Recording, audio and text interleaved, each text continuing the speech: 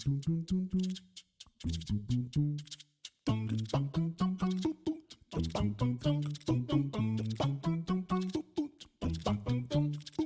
welcome to episode 34 of Spellstorm Miniatures. My name is Jeremiah.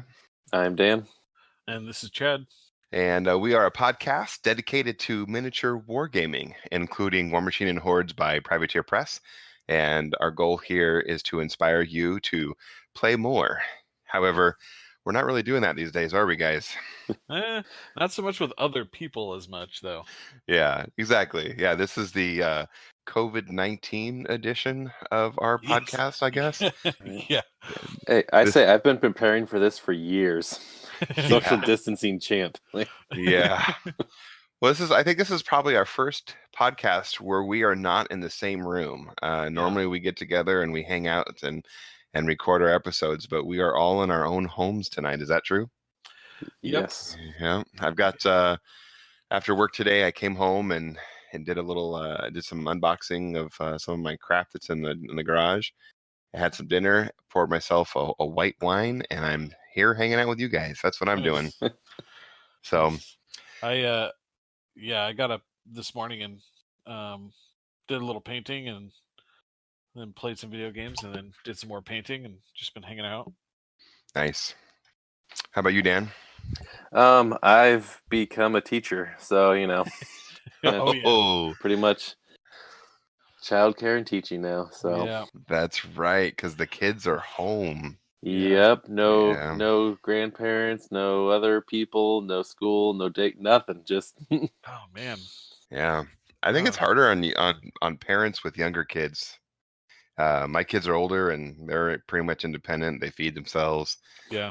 They get restless. They can go for a walk. Yeah. You're right, exactly. They can play their games. Sometimes they need to entertain themselves, and they're okay with that. Yeah, exactly. Sometimes you need to entertain them, and that's okay.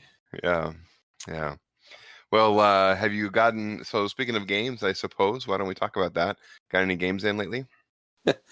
Sure, Mousetrap. Good kid game. Get Bits, a fun one, actually teaching some number sequence and strategy. Nice. I don't know if you've seen that one. Is that a Ravenslaw or whatever that that company that makes like kind of educational games but they're still fun? Oh, I don't know. I don't think it's that much of an educational as well, but you have a 1 through 7 and then in your hand and you play a card. And the idea is you and your robots, so you're represented by a robot because it's a shark eating people would just be wrong with kids, right? Mm-hmm. Yeah. And so you have your robot there, and they're all in a line. And when you play, the lowest number, so like a 7, would move to the front of the line, and then you proceed. And so like number 1 would move last, and therefore they're at the front. But if 2 people play the same number, neither one moves. So there's that little bit of strategy where you don't want to just play 2s and 1s, right? Or you can only play it once, but you don't want to do that right away because someone else might do it. Neither one of you moves. And then the shark takes a piece out of you and so forth until the last one standing. Oh, no. Okay. It's a fun little game. Yeah. And so I just remember, so doing a quick little Google foo, the name of the company I was thinking about was Ravensburger. And they have the blue triangle. They make they're a German game company. They actually make a game called Labyrinth, which is like super fun. We enjoy that at our house. That name's just a fun name itself, Ravensburger. Ravensburger, I mean, it sounds Germanish. I think you had to say it with a German accent to make it even more fun. But okay, that's not even. But so that a little bit of video games, Mario Party, good Mario Party on the Switch. Nice. This is such a weird time because you can't just like call up a friend and schedule a game. You can't go to the game store to play a game. Yeah. And it's currently myself and my 2 roommates right now that are here, and we all play Magic, and so we've been playing some Commander recently. But Commander's like always good if you've got a 4th person. Like 3's not bad, but it can get a little bit get a little bit weird sometimes. With 4 people, you just have more stuff going on, and I've got a buddy of mine that's just been itching to get to play some Commander. Not you, Jeremiah, but another friend of mine. But I could qualify. That does describe me. So Yes. But he recently has been getting back into it in the last couple of weeks, and has been doing a lot of deck building and crafting and stuff like that, and has come up with a couple of fun zany deck ideas that he's put together, and he's just itching to throw them down on the table, and I can't call him to come over. So we're trying. He keeps trying to figure out a way to either do it via like Discord or Skype or something like that, and use a webcam or set up your phone to be able to take a look at your playmat. Yeah. So you Oh. can just like video chat. And I know my roommate plays it on. There's a subreddit for Commander, and so there's a Commander Discord where you can join groups and you can video play with other people. So my buddy Robert is looking into trying to do that. Nice. Before, was it last week or the week before? Last week while I was still working, I grabbed. Actually, even before that, it was about a week and a half ago. I grabbed pretty much all of my minis stuff that was at the store and brought it home with me. So, like, I brought all the Monpok stuff, Riot Quest, and I brought home a board and some terrain for Kill Team. Nice. Because my roommate Justin is starting. He plays Monpok, and he is starting to get into Warhammer 40k, primarily getting into Kill Team. He has some Necrons, and so I actually did a demo game with him on my dining room table the other night. We played a game of Monpok the other night too, and so we've been doing some stuff around the apartment. Nice. Where we can. That's I want to second your notion about playing Commander 3-player. Yeah. It's really hard. Yeah.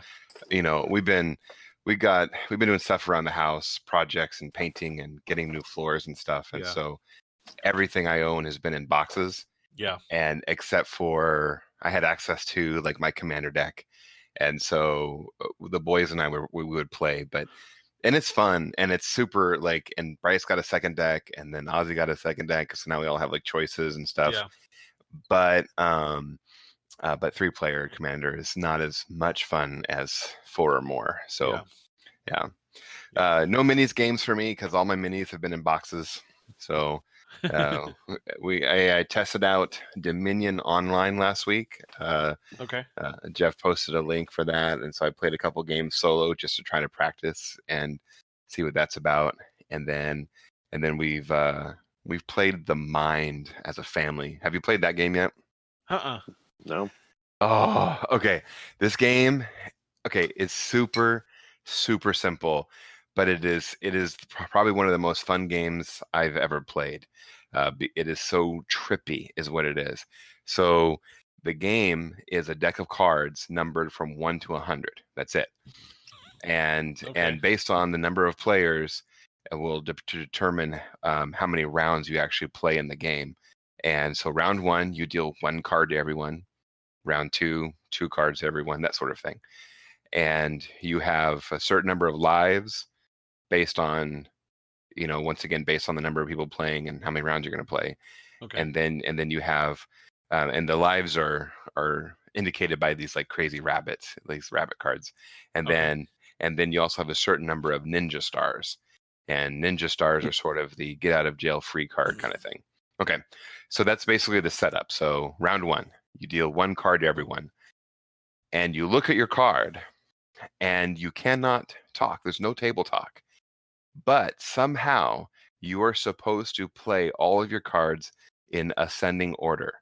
And so whoever has the lowest card plays their lowest card, whoever first, and then build up from there.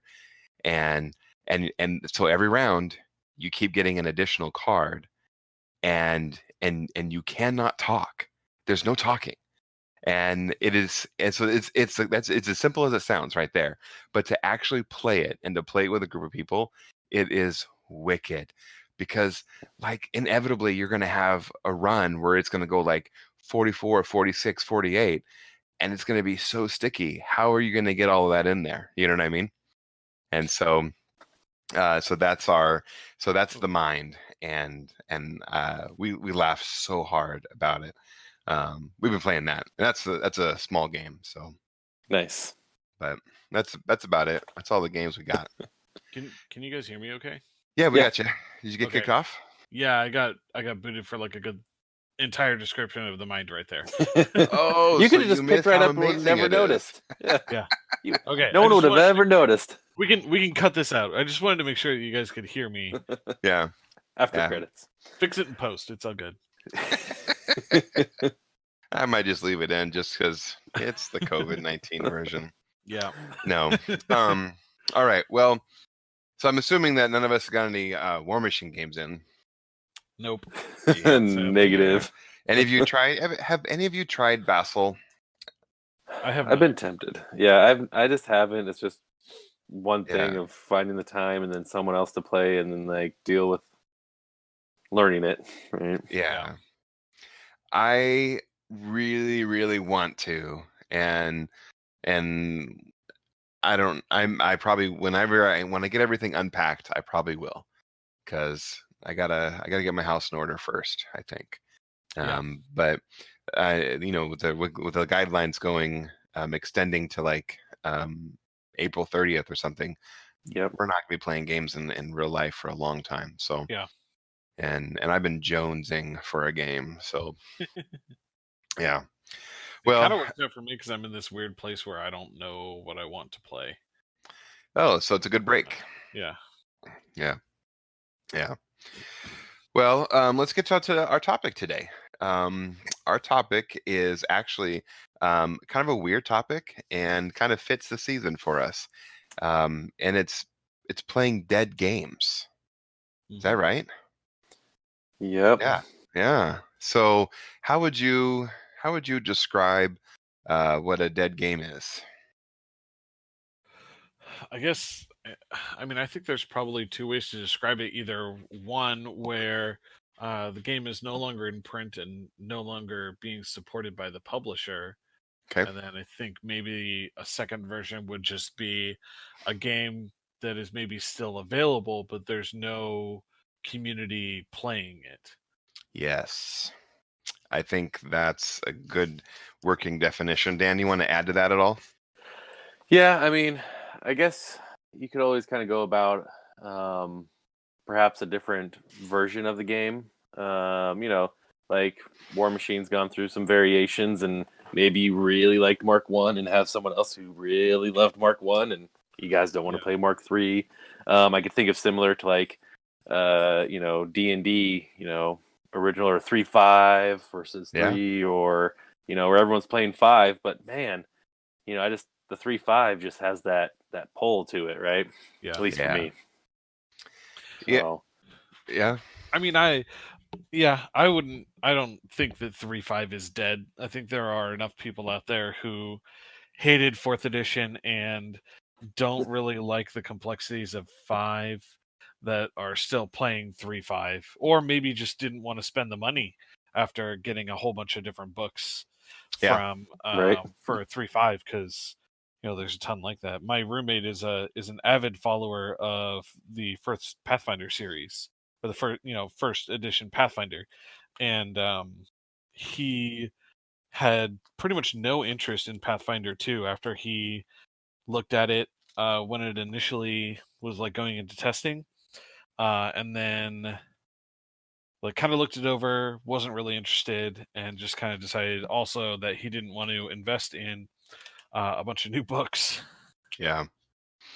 I think that's the biggest issue is you have, a library that you've created and you have resources that you've used and you feel comfortable with using. And then when the company changes it up on you, you're like, what do I follow? Do I really want to do this? All over again. Yeah.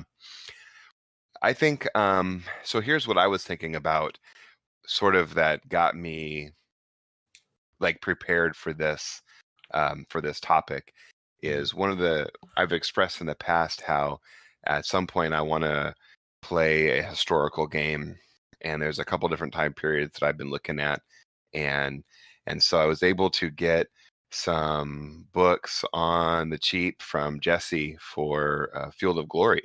Yeah. And Field of Glory as far as I know, is a fairly popular historical miniatures rule set. It's at one point it was published by Osprey, and I think it is. And this is what I discovered since then, is that there's a new version, like a 3.0, and I think it's being picked up by a different publisher. It's no longer being published by Osprey. So I have all of these Osprey books from Jesse, and it's like, oh, well, are they still useful for me? Yeah. And I think they are, actually, as I've been flipping through them and reading them, because a lot of them talk about army lists and stuff that are relative to a time period. That's really not going to change. What's going to change is the crunch of the rule set.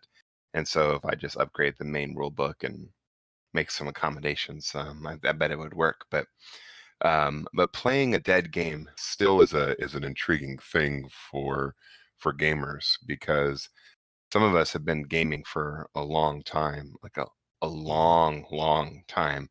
Yeah. And so with our definition of a game that's no longer in print or no longer being made, or a game that is just not being played with your general community, what are some dead games that you guys enjoy playing, that you still kind of recycle, that you bring it out every now and then to test the water, so to speak? Ooh, that's a good one. I mean, there's a lot. I mean, there's some that I obviously kind of want to personally. Yeah. Like, I'm gonna throw in again. It's kind of going to be on the edge where it's not really a dead, as there's just a big Kickstarter and kind of getting relaunched. Is BattleTech. Just I don't really know anyone around here who plays it, and I hear people talk like, "Oh, I played that back in the day," and then, Yeah. I think BattleTech is one of those games that just never dies. Yeah. Oh, I don't think it's gonna die. It's an evergreen game. Yeah, it's just in its slump of finding anybody who actually wants to get together and play.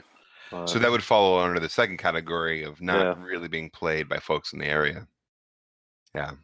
All right. How about you, Chad? Any dead games you enjoy playing? Actually, there isn't. I don't think there are any games that I've ever played before that that are dead. I mean, board games don't really count.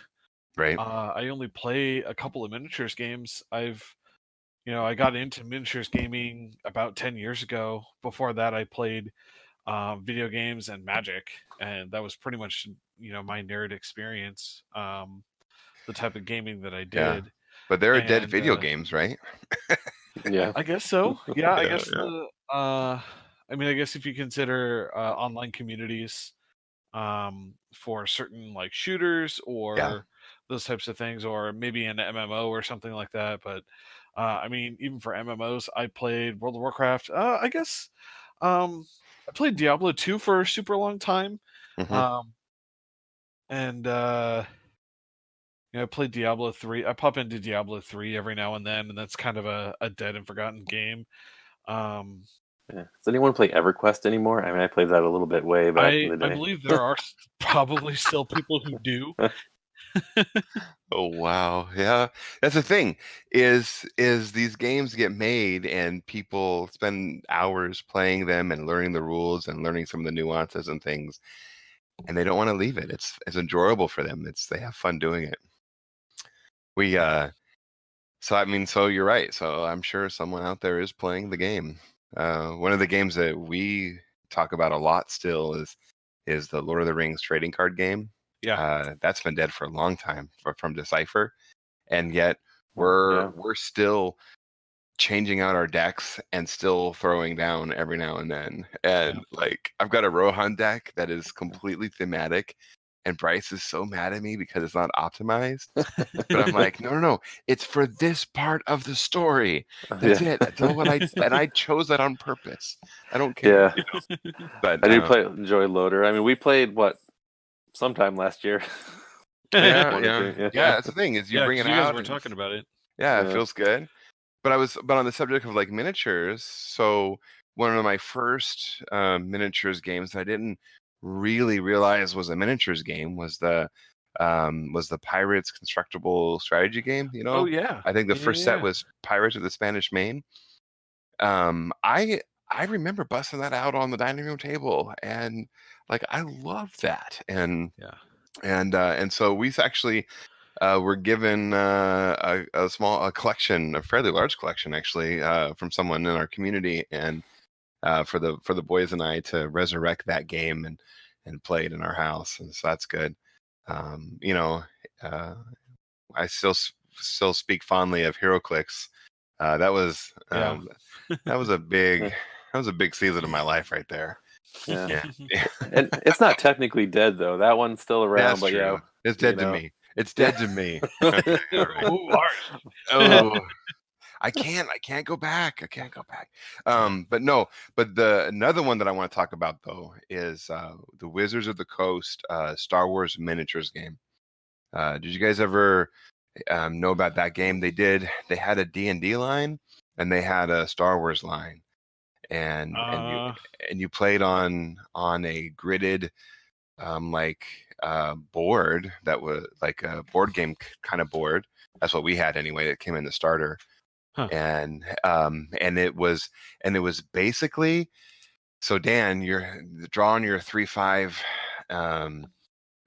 background.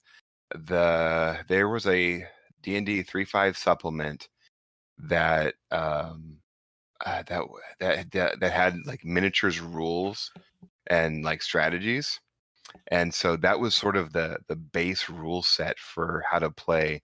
And so you had and so in both the D&D version and the Star Wars miniatures version played similarly. Those rule sets were very similar, and you had these just pre-painted plastic miniatures, and then you had the printed cardboard cards that had the characters' abilities and whatnot.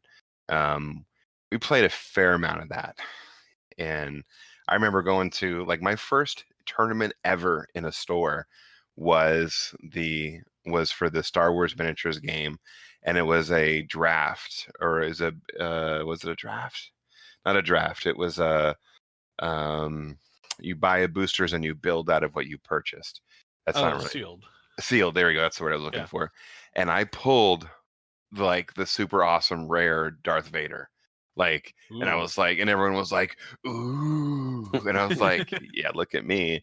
And of course I had to play him and use him, in the tournament. So, and I got second place or something with him because Nice. is that powerful. But I remember that. And part of me looks back and I go, oh, I missed that, and just kind of how simple it was. There was no measuring. It was just, your movement was the number of squares you could move and things like that. And it had the weird rules about diagonals, I think, where like the first diagonal was 1, the second diagonal was 2. Remember that from 3-5? Yep. Yeah, super weird. Yeah. I mean, go ahead. Oh, I was just gonna say, but it worked. Like I said, once you kind of got it down, and it was simple enough that you just have to do some weird counting sometimes. Yeah. Well, older games, they're made funny sometimes. They have sticky rules, but Thaco. That's all I gotta say. You know what? Second edition D&D is my favorite, so I don't want to hear you slam on Thaco. So. Hey, you were just presuming there. I just said the word. That's all. Another thing I was thinking about was how, okay, so like, you earlier used the example of War Machine, and between the different edition changes, some players dropped off because they didn't want to follow the game, but then new players were added, and Mark III is a great time to be a War Machine player. But there are some games where, like, and I'm super invested in War Machine, and I'm going to go where it's going to take me. But there are some games where I'm just not as invested in, and so like when an edition changed, I didn't jump with it. Yeah. So we have a bunch of X-Wing stuff in our house, and we have it's all first edition stuff, because when the X-Wing second edition came out, I was like, you know what? I'm never going to play this in the store. We'll only play casually at home. Yeah. I have no reason to buy all this extra stuff to go along with. Like, we'd have to spend $150 because it was like $50 per faction or something to get the upgraded things for it. Oof. to be able to bring it into second edition. And I was like, I am not about that. And if I have $150, I'm going to spend it on other things. But at the same time, we still really enjoy pulling out X-Wing and playing. And so we'll do that from time to time and have no guilt about playing only first edition.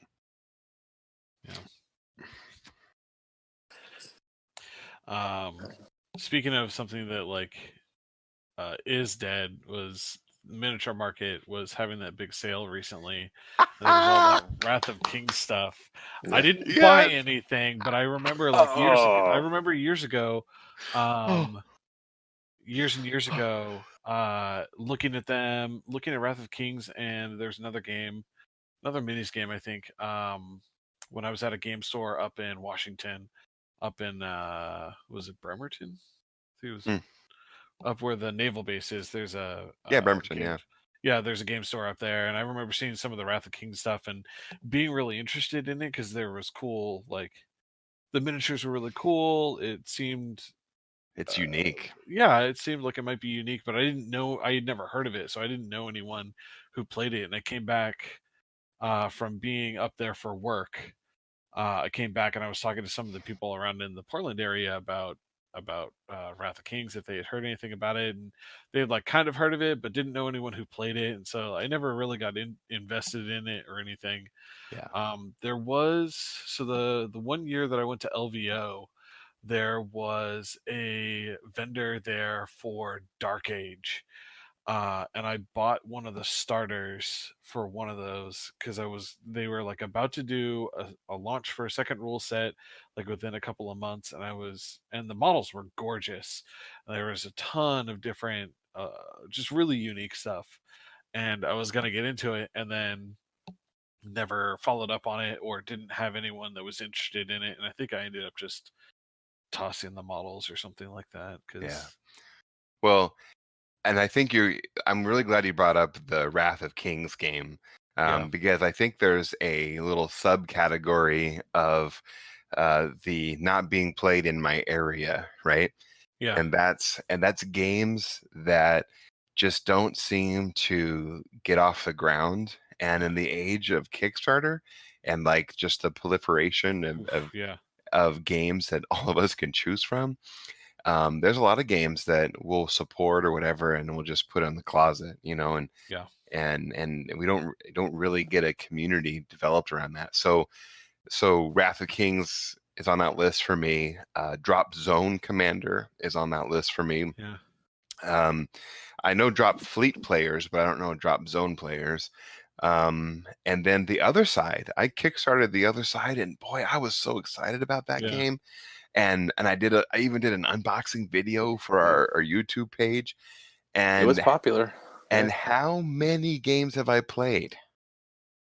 Just give me an over and under. One. No, not even one.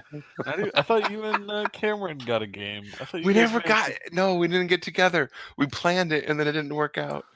Oh man. I've got this glorious Abyssinia army and that I want to put on the table. And I can't. Just can't. So okay, so here we go. So we have Wrath of Kings, right? And a certain online retailer has them for like 90% off right now. Oh yeah, super cheap. And there are people in our area who are buying the Wrath of King models because you can't get models that cheap anywhere, and you can use them on any kind of game, Frostgrave or whatever, right? Yeah. And we're all like comparing which forces we have. I'm pretty sure there might be a Wrath of Kings day. Resurgence. Man, I mean, yeah.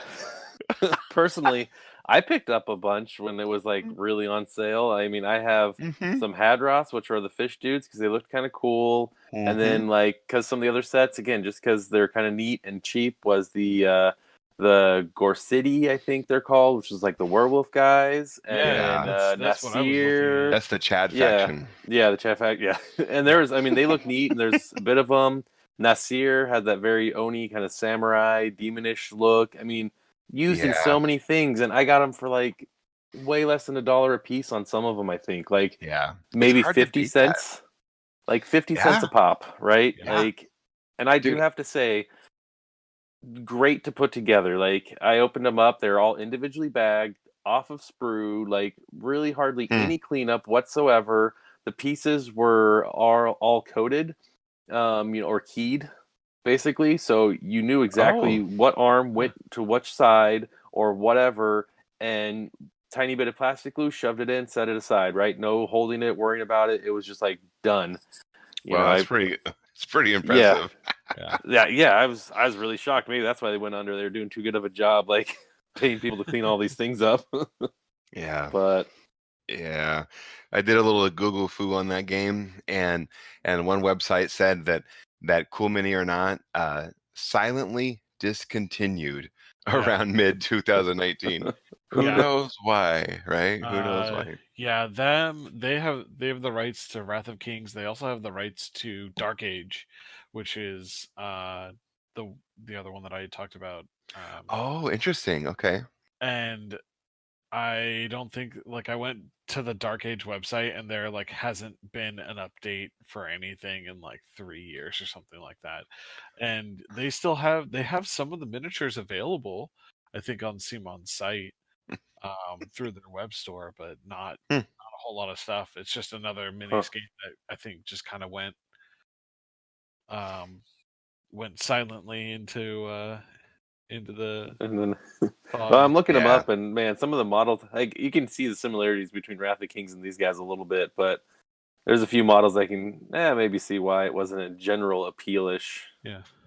Well, like one of the factions that I thought was super cool was, I think they're called the Sanctified, or the Forsaken, or something like that. But it's an entire faction based off of the hierarchy of angels. Oh, that's interesting. And then they have like these sweet robotic mounts that they all ride.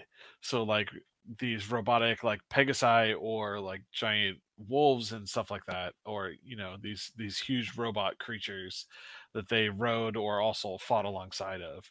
And that was one of the things, like, recently when I've been going back and trying to find cool models to paint, Dark Age was one of the ones that I refound and found that it's basically just discontinued and gone. Yeah. That's a bummer. Yeah. It's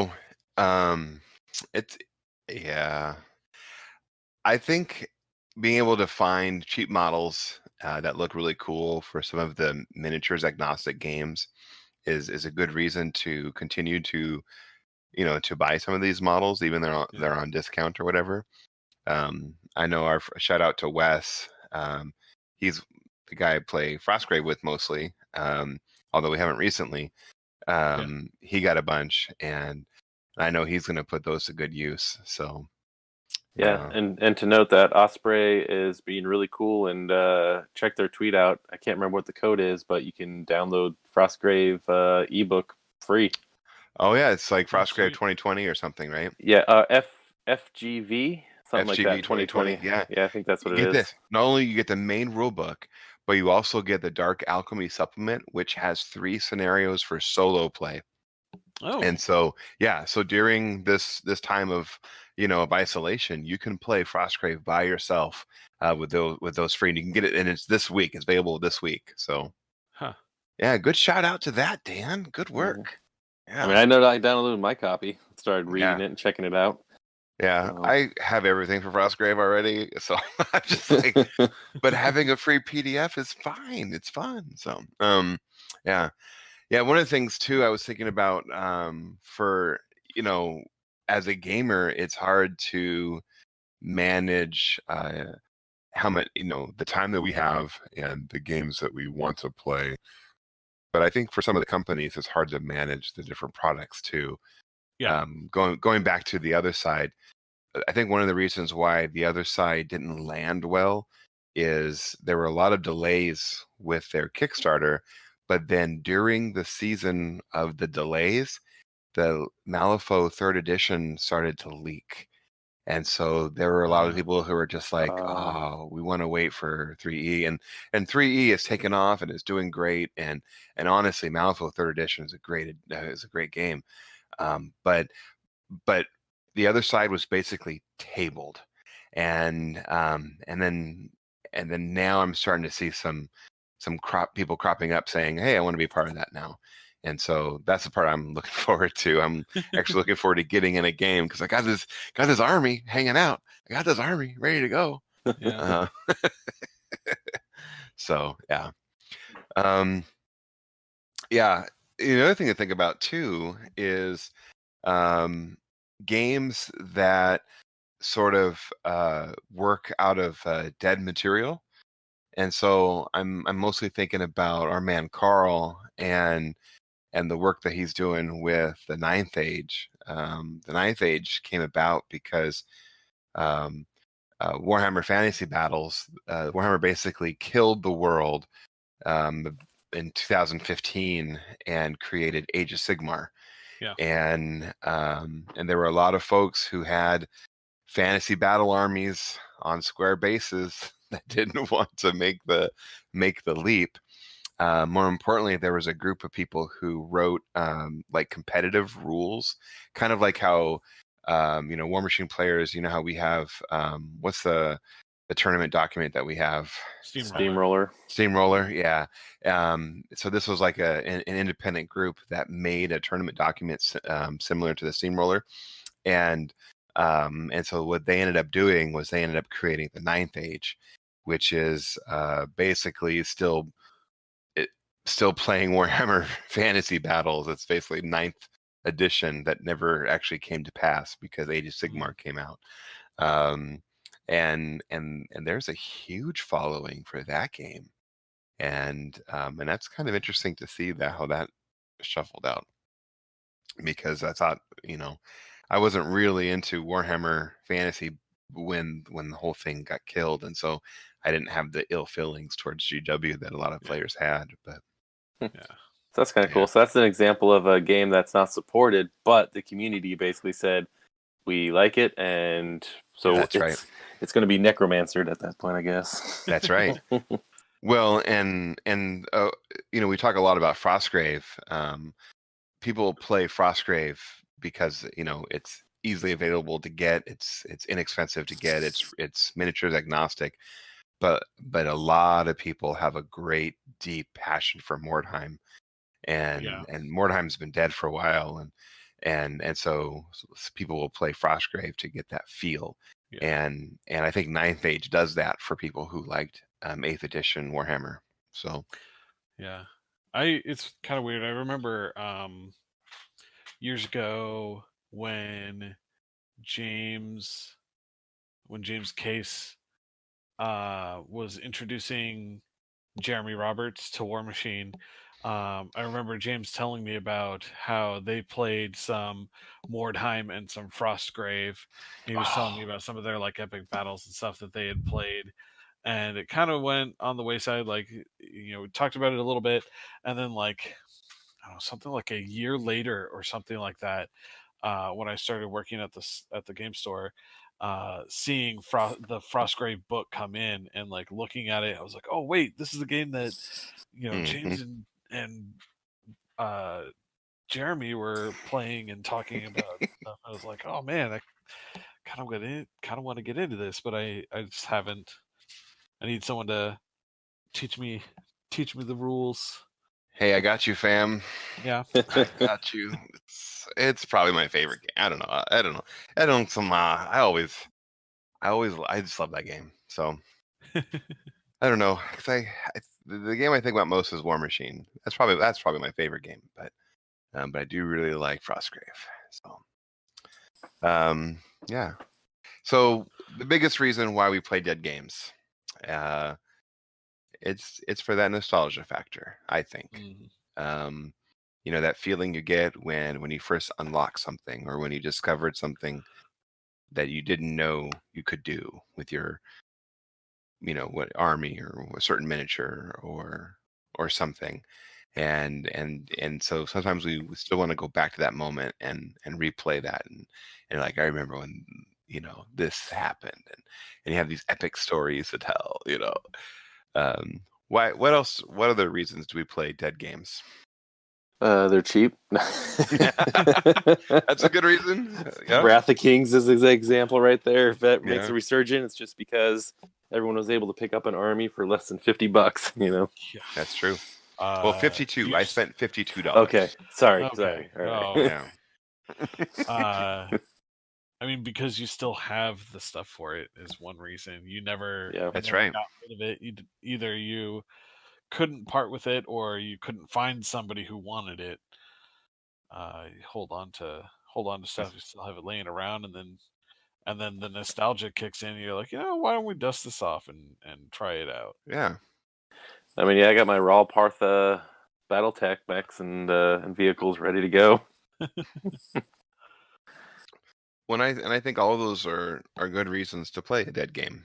I don't think we'll ever, we have that X-wing, and like I said, it's fun to dust that off and put that on the table, and yeah, even though it's not dead because version 2 is still around, but Yeah.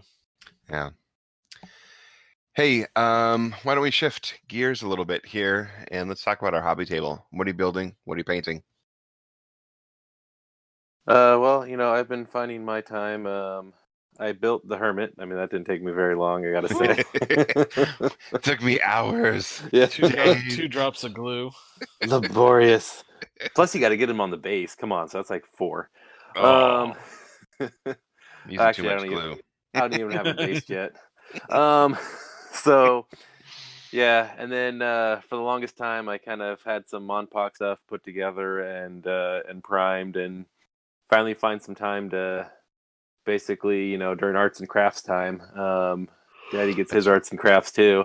Yep. And so over the last week, I kind of finished up some of my quick paint techniques is what I was using on most of them. But I got 3 Monpoc monsters and 25 units painted up. Nice. So Hey. now, and I have the 4th monster I had already done a little while ago. So now I just need decent weather. I'll clear coat them and then put them on their clear bases, and I'm ready to rock some Monpoc. Nice. Oh, yeah. Love Monpoc. That's a great game. Yeah. Well, I finally finished my 30 Poxwalkers. I did a bunch of color painting and stuff yesterday after putting it off for weeks and weeks and weeks. I finally sat down and did it, and then did the lovely wash of Agrax last night, and then got up and did the last couple of colors tonight. I did do the purple for like the tentacle growths, and then go in and hit the boils and things with yellow to make them look super gross. And then I've got 12 Plague Marines, a Tallyman, and 2 other Blightlord Terminators that I've set up on my table that I started getting some color on to try and finish those off to get through some more of my Death Guard stuff. Nice. And then also something I was doing, I think I was doing it like Sunday night last week, Friday or Sunday. So I have I've got a small collection of 40K stuff. So one of the first model, I don't remember if I've ever talked about this or not. The first 40K model I ever bought was Cypher, Lord of the Fallen, because that model is just super cool. The newer updated one that's all plastic, where he's got like his pistol up in the air. He's got one pistol in the air, and his other one is like crossing across his body to like go grab the other one from the holster. And so I just thought it was a super, super awesome model. And I bought a couple boxes of Fallen a while ago and made those ones. And I've been looking at different things in Kill Team. And as I was looking over the rules for building your own specialist that came out in the most recent book, I was figuring out a way how I could make Cypher and Kill Team as a specialist. And I decided that I wanted to get some of the easy to build Primaris Space Marines, and I had some leftover bits from my Fallen boxes, and so last couple of days I've been working on green stuffing some cloaks and hoods on them to make them some Primaris Fallen. They turned Nice. out pretty decently for not having a whole lot of sculpting skill or experience. I need to get some sandpaper to kind of smooth some of the hoods out, get the hoods and the cloaks, smooth them down, so that my fingerprints aren't showing. Try and get some of the lumps out, and then hopefully be able to prime them and slap some paint on them so they can join their other brethren. Nice.